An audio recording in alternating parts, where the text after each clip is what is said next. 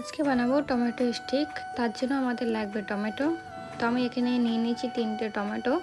এটাকে আমি মিক্সিতে পেস্ট করে নেব। পেস্ট করা আমার হয়ে গেছে। এখানে আমি নিয়ে নিয়েছি সুজি।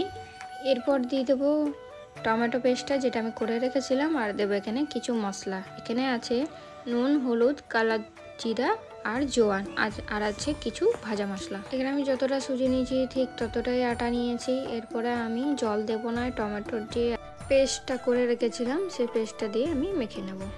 মাখা আমার এখানে হয়ে গেছে। এটাকে আমি আধা ঘন্টার জন্য রেস্টে রেখে দেবো। আধা ঘন্টা রেস্ট করা হয়ে গেছে। এটাকে আমি রুটির মতন গোল গোল করে বেলে নেব। এরপরে আমি দেখতে পাচ্ছি এখানে কতটা মোটা রেখেছি। খুব একটা মোটা হবে না আর পাতলা হবে না। ছুরির সাহায্যে আমি এগুলোকে কেটে নেব। খুব লম্বা লম্বা আছে তাই আমি এখানে দুটো টুকরো করে নিয়েছি। কড়াই দিয়েছি সাদা তেল গরম হতে। এরপর আমি সব স্টিকগুলো ভেজে নেব। এখানে আমার ভাজা হয়ে গেছে। এই একই প্রসেসে আমি সব ভেজে নেব। দেখতেই পাচ্ছ আমার টমেটো স্টিক সব তৈরি হয়ে গেছে। এরপরে তোমরা এটাকে চা দিয়েও খেতে পারো বা টমেটো কেচাপ দিয়েও খেতে পারো। ভালো লাগে, বাচ্চারাও খুব পছন্দ করবে।